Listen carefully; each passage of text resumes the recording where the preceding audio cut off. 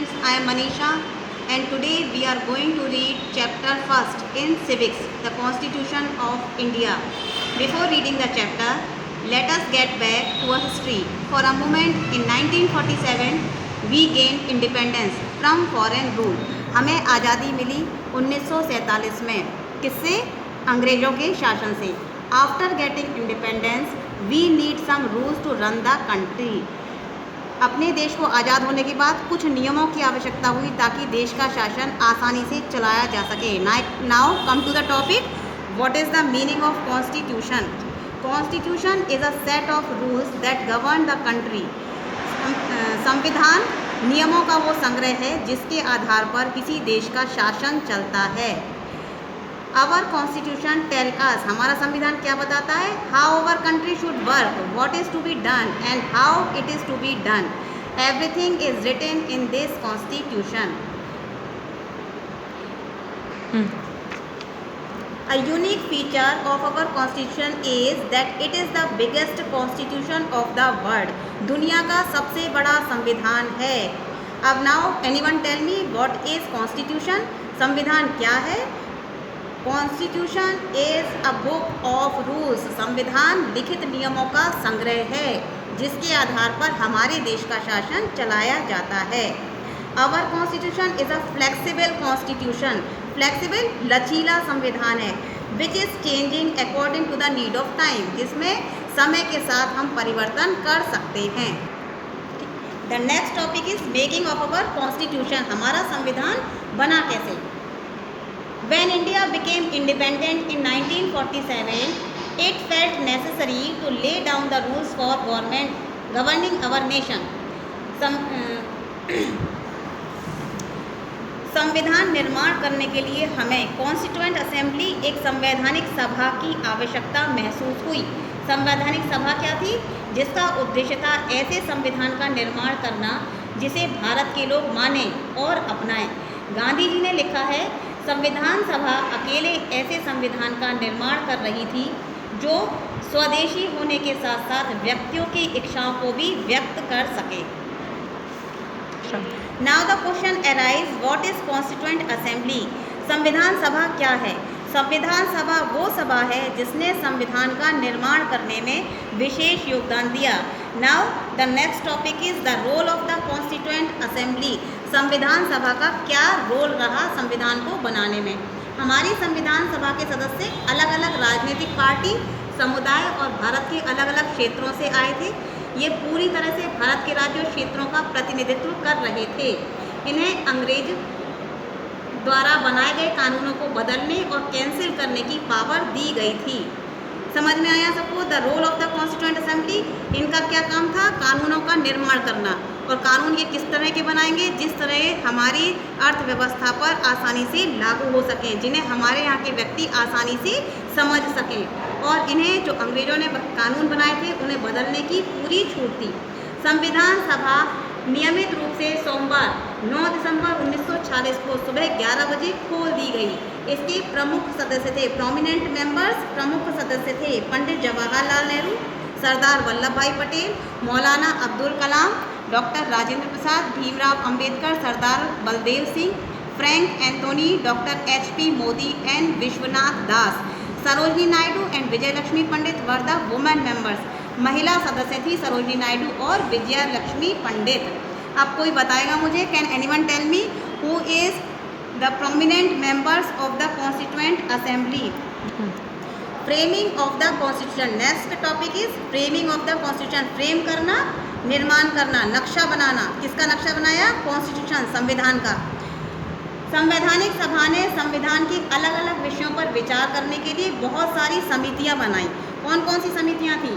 Drafting committee, जिसमें क्या किया गया? ड्राफ्टिंग कमेटी में 6 मेंबर्स थे.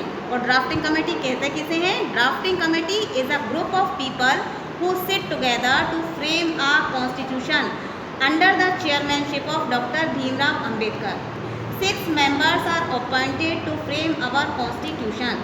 इसका मुख्य कार्य क्या था? संविधान के लिए ड्राफ्ट बनाना, उसकी जांच करना. संविधान की मुख्य विशेषताएं ये थी कि 60 देशों के संविधानों का हमने अध्ययन किया, जिसमें USA, UK, आयरलैंड प्रमुख हैं. इसके अलावा भारतीय जनता की राय और विचारों को भी संविधान निर्माण के लिए शामिल किया गया। Now the question arises, what is drafting committee? Drafting committee is a group of people, व्यक्तियों का एक समूह, who sit together, जो साथ में बैठता है। किसके लिए बैठता है? To frame a constitution, संविधान का निर्माण करने के लिए। Second question is, who was the chairman of drafting committee? The answer is Dr. Bhimrao Ambedkar. Bhimrao Ambedkar was the chairman of drafting committee. drafting committee के सदस्य मुख्य अधिकारी कौन थे? Doctor BR Ambedkar. Next topic is adoption of constitution, संविधान को अपनाना। संविधान सभा द्वारा संविधान को 26 नवंबर 1949 को एक्सेप्ट किया गया। इसमें एक प्रस्ताव दिया गया कि भारत के लोगों ने इसे अपनाया है, अधिनियमित किया है और खुद को दिया है। संविधान संपूर्ण संप्रभुत्व संपन्न प्रजातंत्रात्मक गणराज्य बनाया गया है। संपूर्ण प्रभुत्व का मतलब है हमारे ऊपर किसी भी बाहरी सत्ता का नियंत्रण नहीं है। प्रजातंत्रात्मक का अर्थ है प्रजा का शासन, जनता का शासन, जिसमें हम अपने प्रतिनिधियों को चुनते हैं। संविधान को अपनाने में, बनाने में 3 साल से भी कम समय लगा। इसने it took 2 years 11 months and 18 days to complete the constitution. Now the question is arise, when was the constitution adopted? And the answer is on 26 November 1949. Second question, how much time was taken to frame the constitution? Less than 3 years. It means 2 years 11 months and 18 days. The next topic is the preamble of the constitution. What is the meaning of preamble? प्रस्तावना। प्रस्तावना जो book के आगे content लिखे होते हैं, उसी तरीके से the preamble of the constitution, संविधान की प्रस्तावना। संविधान की प्रस्तावना में क्या लिखा है? We the people of India, हम भारत के लोग। संविधान का प्रमुख स्रोत क्या है? प्रस्तावना। और प्रस्तावना में लिखा हुआ है कि हम भारत के लोग क्या करते हैं? अपने संविधान को स्वीकार करते हैं। हम भारत के लोग संविधान का प्रमुख स्रोत हैं और अंतिम अधिकार हमारे पास है। हम अपने इलेक्टेड प्रतिनिधियों के द्वारा उनको चुनने का, रिप्रेजेंटेटिव को चुनने का हमें हक है। संप्रभुता व्यक्तियों में निहित है और सारी शक्ति हमारे पास में ही है। Nature of state. Next topic is nature of state. प्रस्तावना राज्य की प्रकृति, आदर्श, नेचर प्रकृति, आइडियल्स आदर्श, एंड ऑब्जेक्टिव उद्देश्य बताती है। नेचर ऑफ स्टेट क्या बताता है हमें? राज्य की प्रकृति, आदर्श, उद्देश्य। हिदायतुल्लाह प्रस्तावना संविधान की आत्मा है। हिदायतुल्लाह ने कहा जस्टिस। न्यायाधीश हिदायतुल्लाह के अनुसार प्रस्तावना संविधान की आत्मा है जो परंपरा के अनुसार निरंतर चली आ रही है।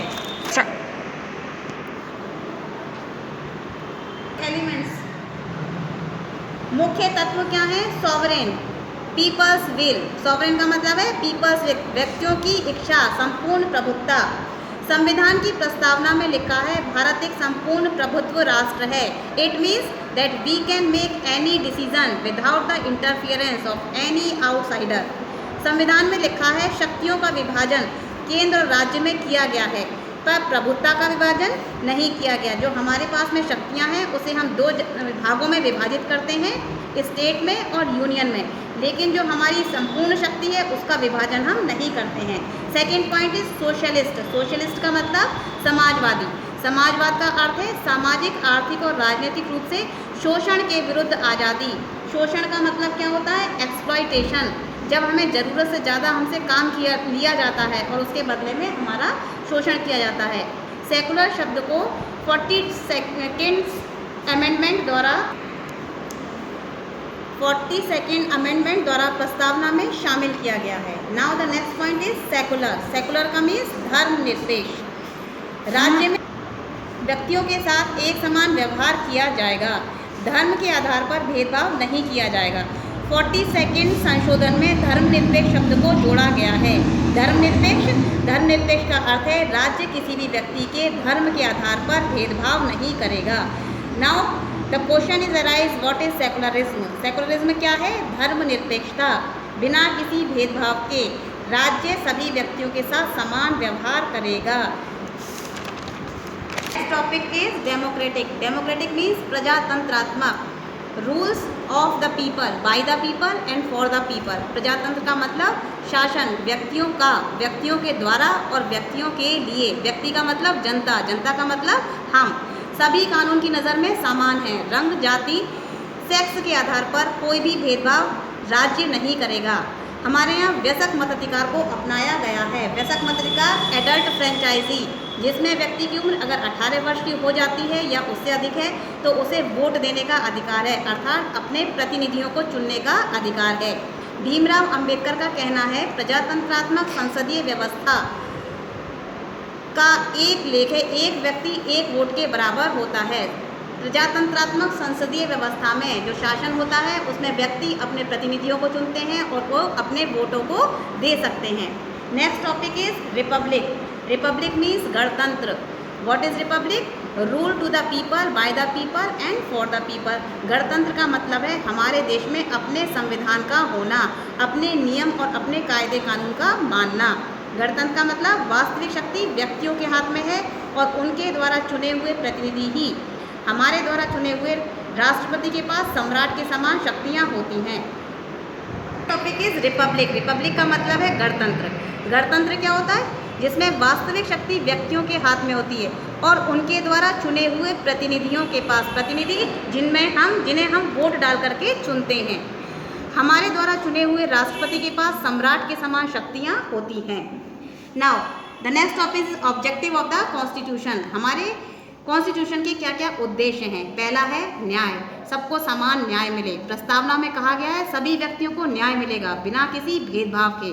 सामाजिक न्याय कहता है सभी व्यक्तियों को जन्म, जाति, रंग के आधार पर भेदभाव नहीं किया जाएगा। राज्य व्यक्तियों की भलाई के लिए काम करेगा। सेकेंड पॉइंट इज आर्थिक न्याय। अमीर और गरीब के बीच का अंतर मिटाने के लिए इस प्रकार की व्यवस्था की गई है। अगर हमारे पास पैसे ज़्यादा हैं तो इसका मतलब ये नहीं कि हम कोई भी अपराध कर सकते हैं और कानून की नज़र में हमें क्षमा कर दिया जाएगा। अपराध किसी ने भी किया हो, चाहे वो अमीर हो या गरीब, सबके लिए एक समान न्याय व्यवस्था की स्थापना की गई है। राजनीतिक न्याय, सभी व्यक्ति राज्य के कार्यों में हिस्सा लेंगे बिना किसी जाति, धर्म या बर्थ प्लेस के आधार पर। जवाहरलाल नेहरू और अंबेडकर का कहना है राजनीतिक न्याय व्यर्थ है, बेकार है, बिना इकोनॉमिक जस्टिस के। Now the next topic is liberty. Liberty का मतलब आज़ादी। हमें संविधान के द्वारा आज़ादी दी गई है स्पीच एंड एक्सप्रेशन, अपने विचारों की अभिव्यक्ति करने की, कहीं भी सभा करने की बिना हथियारों के, अपनी समितियां गठित करने के लिए, देश में कहीं भी आसानी से आज़ादी से घूमने के लिए, हम देश के किसी भी हिस्से में रह सकते हैं। Now can anyone tell what is liberty? आज़ादी का मतलब क्या है कि हम देश में कहीं भी घूम सकते हैं, अपने विचारों को अभिव्यक्त कर सकते हैं, अपनी समितियां बना सकते हैं और असेंबली कर सकते हैं बिना हथियारों के। Now the next topic is equality. Equality का मतलब बराबरी। संविधान बिना किसी जाति के, धर्म के, लिंग के आधार पर कोई भेदभाव नहीं करेगा। सभी व्यक्तियों को एक समान अधिकार दिया जाएगा, चाहे वो नौकरी के लिए हो या किसी भी ऊंचे पद के लिए। राज्य किसी के साथ भी ऊंच नीच का व्यवहार नहीं करेगा, सबके साथ बराबरी का व्यवहार किया जाएगा। Next topic is fraternity. Fraternity भाईचारा। भाई हम भारत के लोग भारतीय परिवार को बिलोंग करते हैं बिना किसी जाति, भाषा, क्षेत्रीय भेदभाव के। हम किसी भी क्षेत्र में रह रहे हो, कोई भी भाषा बोल रहे हो, हम सभी भाई बहन हैं। क्षेत्रीय भेदभाव के बिना सभी भारतीय आपस में भाई बहन हैं। ये हमारा कर्तव्य है कि देश में शांति और भाईचारा बना रहे। What is fraternity? भाईचारे की भावना। सभी व्यक्ति जब देश के ऊपर कोई समस्या आती है तो एक होकर के उस समस्या को निपटाने के लिए इकट्ठा हो जाते हैं। कोई ये नहीं सोचता कि हम हिंदू हैं या मुसलमान, हम जम्मू कश्मीर में रह रहे हैं या कन्याकुमारी में, उस समय पूरा देश एक है। इसे कहते हैं भाईचारे। Next topic is dignity of individual. व्यक्ति की गरिमा। डिग्निटी मीन्स गरिमा। प्रस्तावना में लिखा है, प्रेम्बल प्रस्तावना में लिखा है, व्यक्तियों का मान, सेल्फ रेस्पेक्ट बना रहे। सभी व्यक्तियों को जीने का अधिकार है और काम करने के लिए अच्छी सिचुएशंस उन्हें दी जानी चाहिए। ऐसा नहीं है कि बहुत ही गंदी स्थितियों में व्यक्तियों से काम कराया जाए। रहने लायक जगह नहीं है उनके पास, खाने के लिए अच्छा खाना नहीं है और उनसे वर्क कराया जाए। इसमें छुआछूत को खत्म कर दिया गया। छुआछूत का मतलब एबोलिश्ड माने खत्म करना, अनटचेबिलिटी छुआछूत को, और ये किसी भी रूप में दंडनीय अपराध माना जाएगा। अगर कोई व्यक्ति छुआछूत को बढ़ावा देता है तो वो राज्य के द्वारा दंडनीय माना जाएगा। Last topic is unity and integrity of the nation. Bharat की एकता और अखंडता। भारत विभिन्नताओं का देश है।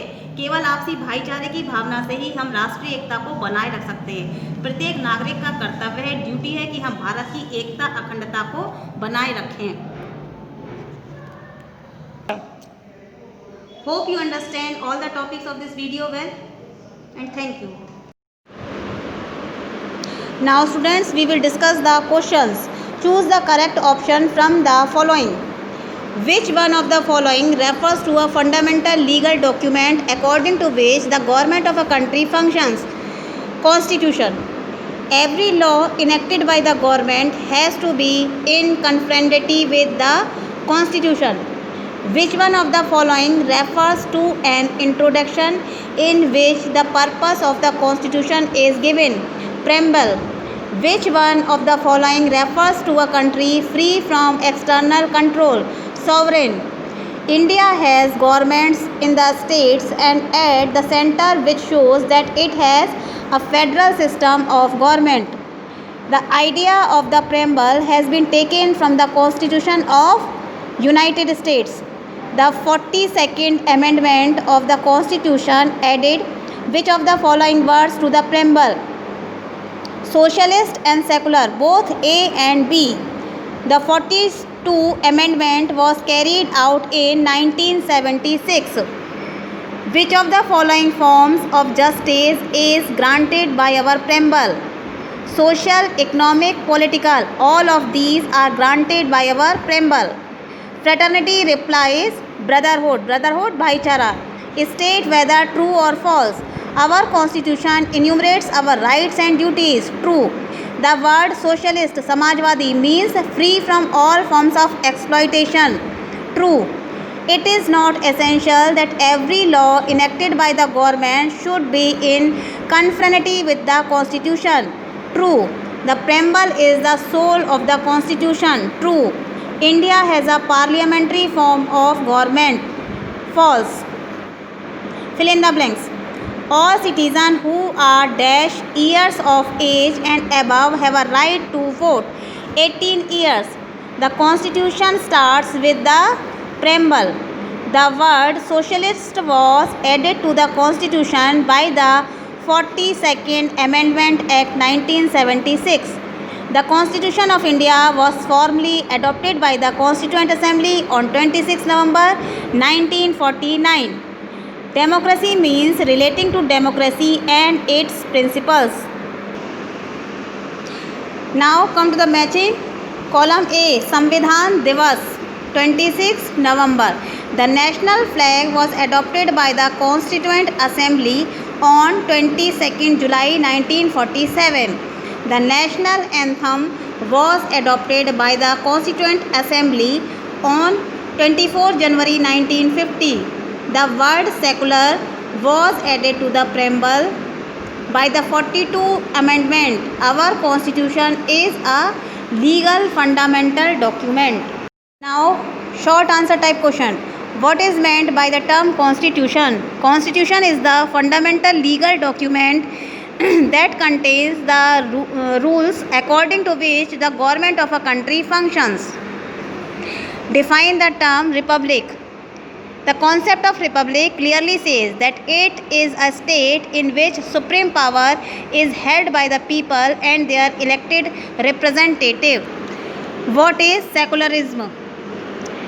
Under a secular state, all citizens are to be treated alike and not discriminated against on account of their religious.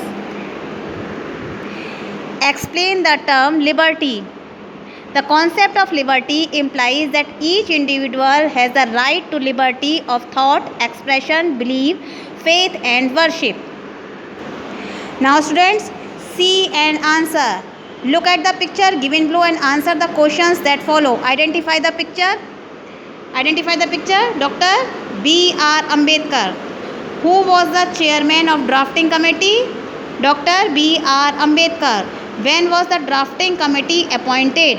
On 29th August 1947. Name the first Law Minister of Independence India. Dr. Rajendra Prasad.